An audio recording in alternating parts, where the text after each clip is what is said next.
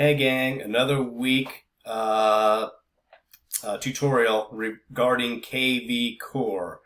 This week I'm just going to dive into a few little tips that most people are probably not aware of. So let's go for it. And if anybody's new to this video, Kvcore is a contact resource management software program for realtors. It's very powerful. It's tied into our website. If you're with EXP, everybody gets one. There are some brokerages that use it as well. But here's some tips and things I want to go over. First of all, here's the back end. Okay, my dashboard. Did you all know, has anybody ever clicked on the business analytics section? Okay, this is really nice. It really is detailed. You should check it out. You click on it, and it will actually show you your contacts, new leads, active leads, your closed properties, your under contracts, and your clients that are currently in your system, because this is tied into our SkySlope as well, and this is through EXP. So this is nice. And then there's some other tabs up here. It gives you performance bases. A lot of information that you can dive into that will show you where your business is coming from, your contacts, where they came from. Was it a Facebook property boost? Was it a direct website? Was it an agent website? Was it a Google sync from next door? There again, organic. Someone just typed in your website, and it will show you when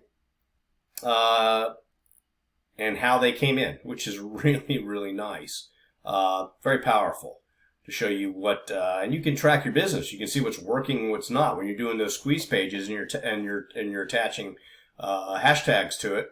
Hey, there you go. You can say, hey, well, this isn't working. Maybe I ought to not do that, or maybe I should do more of one or the other. So just wanted to show you that. There's some other tabs you can click through here, but it's very interesting.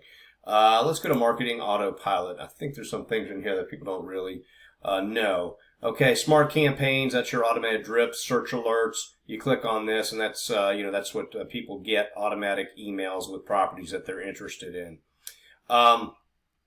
Behavioral automation. You need to click on this because this is, and make sure your settings are correct. You got sphere, prospect, new leads, active leads, clients, contacts, and then you have a behavior section here. For instance, if a lead pops back on your website, okay, and revisits, it's been a couple of weeks, I have this on, they will get an automatic email saying, hey, blah, blah, blah, blah, would you like to reach out? That sort of thing. So it's a touch. Make sure you go through these things, and some of these things you may not want to have on. It may be overkill. It's up to you. I flip them all on, but you may want to make sure that these are engaged, okay? So that way the website is working for you. It's important. What else is there? Let's see. Back on Marketing Autopilot. Let's see what I else can show you guys. Oh, birthdays and anniversaries. Okay. This is kind of nice. You can slide these on, and you can actually send a birthday email and text to contacts with the following statuses. So if you take the time and in your CRM, go ahead and take the time, because there's an area in there. Let me show you. You can activate it for your sphere, active leads, your closed clients, whatever. You slide them on, and it's going to send them a little happy birthday type of thing, which is kind of nice. So what you want to do is you go up to your smart CRM, you pick a contact, and it doesn't really matter, but if it's a past client or somebody, if it's a lead, obviously you're not going to know their birthday. But you can add it. So let's see. We'll just pull up this one randomly so we can see. And if you go down to more details on the left, this is the contact. Okay, all kinds of great information in here. If you go all the way down, there you go, birthdays. Okay, so even spouse's birthday, actually, you can put that in there.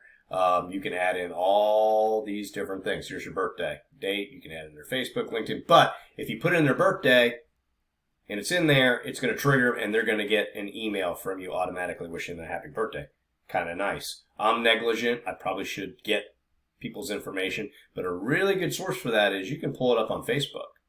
A lot of people, you know, if you've got a customer or a client that you're friends with on Facebook, hey, it's going to give you the information right there, put it in there, and then you're going to get an automated touch. Okay?